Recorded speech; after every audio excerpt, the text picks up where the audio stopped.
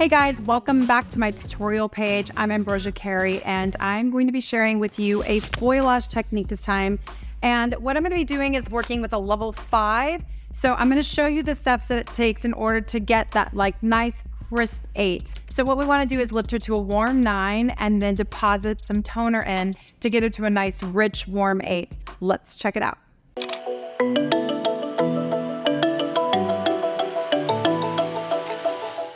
This is Rachel. As I said before, she's a level 5 and she has not colored her hair. So this is all her natural color. I want to go nice and gentle. I'm going to use Trust Professional Blanc Blonde and 8 times powder. I'm going to do 1 scoop each and then add in 20 volume with a 1:2 mixing ratio. This helps to dilute the product down a little bit so the lifting power is not so strong. And I'm going to create a giant V right at the occipital, about a 3 to 4 finger width distance from the nape. I'm removing my pre-section out of the way, and then I'm going to start a very large stitch right at the nape on the right side, back brushing up, giving myself about a 2-inch clearance in that cushion area. Applying her Blanc Blonde, I'm going to saturate fully from mid to ends and back brush up slightly so it gives that nice diffused effect. Once I finish saturating, I'm going to close my foil down and I'm going to actually work underneath this foil. What I'm trying to create is a diffused look where it gets brighter toward the ends and it creates a balayage effect but still doing them in foils so it's a controlled environment. You can see from the stitch it's a lot thinner and I'm back brushing more. I'm only painting out the last few inches of the hair, leaving more clearance, about twice the amount of clearance from the base. So that way I'm really focusing fully on saturation through the ends. I'm going to do the exact same thing on the opposite side. And I'm going to keep working up the nape. So I'm going to speed this up for you so I don't bore you with this. And you can see my pattern here is still doing the same thing. I like to work from one side to the next and still mirror each side. And the reason why is so that I can get an even lift on each side of the head. So once again, you can see I'm doing a large stitch. I'm back brushing my product up. I'm diffusing it out and I am closing in my foil, lifting that part up, diffusing even further down, taking a smaller, finer section, which that means it's going to actually lift more than the thicker section. So this is calculated in a way that you don't have to mix more lightener. You don't have to mix different types of lightener. You can just work with the lightener you have and actually take smaller sections and you'll get brighter pieces through that. This creates a nice balayage effect when you're actually having them in a controlled environment like foils. Now that I finished my V parting and I did diagonal sections on each side, I'm going to the inside now at a horizontal section. I'm still taking my large stitches and I'm still back brushing it up, diffusing it in and applying it in the same way, lifting the top up, going underneath, taking a smaller section that's finer, saturating that last few inches out. So I'm still doing the same thing, I'm just changing the formation of my foils. Now the reason why I chose Blanc Blonde by Trust Professional is because it does lift 9 levels.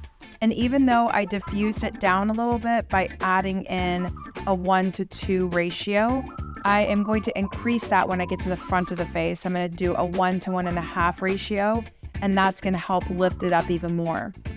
8 times powder is a powder base protector. So basically it is a bond builder that's 1 step and it is powder based. So you can add that into anything and it will help to protect your cuticle while you're lifting. But the more important part is it actually drives the lightener inside the hair rather than lifting on the outside and lifting away the cuticle and damaging the hair as you're lightening it. So it acts as a vehicle to get inside the hair and lighten more evenly.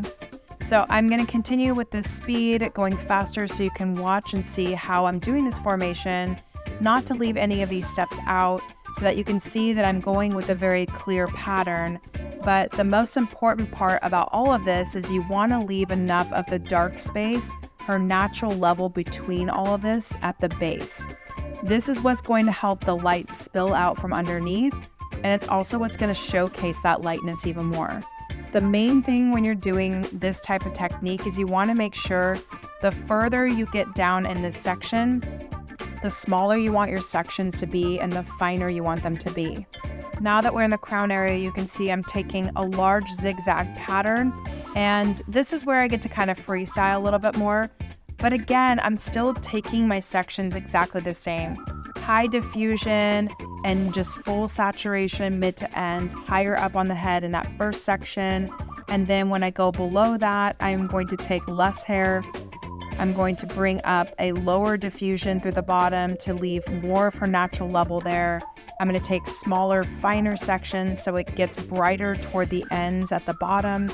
And I'm still going to continue this through until I get to the sides of the head.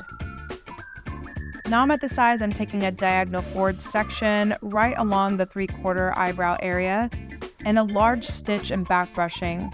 But this time I am actually going to balayage my lightener directly onto the hair before I drop that down into a foil. What this is going to do is it's actually going to create diffusion even more because the lightener is not on the underneath side of the hair. Whereas when you're actually placing on the foil and pressing that up against the foil, you're getting more even filtration lighting. When you're actually just painting it on the surface, then you are only getting the top of that hair. So this is a really great technique when you have finer hair texture, especially if you're going to take a slightly larger section. Again, I'm going in with my large zigzag pattern. I'm taking out a thicker stitched section and I'm still doing my painting first and doing a balayage before I drop it into the foil and fully saturate the mids to the ends. I'm going to continue this on and I'm going to replicate this exact same pattern on the other side, and I'm going to speed this up even more, and then I'll show you the front as soon as I get there.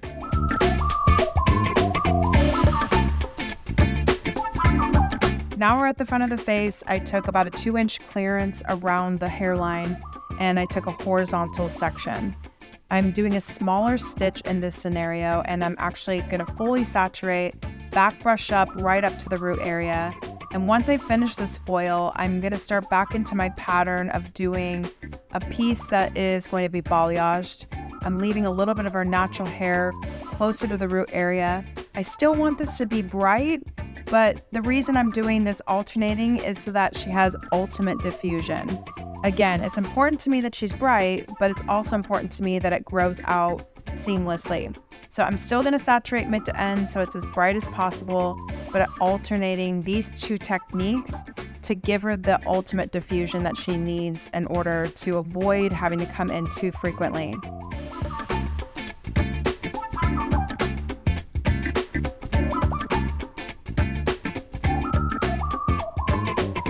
We're at the very last section, which is the top of the head. I'm taking a large stitch and I'm still doing the same pattern I was before. Back brushing and then applying my balayage at the very root area, leaving a couple of inches of regrowth purposefully before I saturate mid to ends inside of a foil.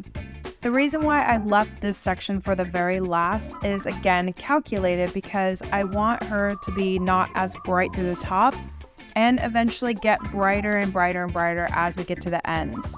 Because I want this to be a balayage effect, this is the reason why I want to leave more of her natural level clearance at the top area. So you can see that I'm leaving 3, sometimes 4 inches of regrowth when I'm doing this diffusion. This is an important part of this process so that way when I'm completely done, everything looks soft and blended.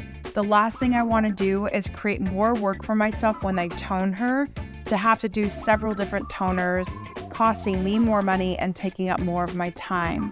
So this is where high efficiency can help in creating a diffusion pattern to not only help with the regrowth, but also to create less work for yourself in the toning.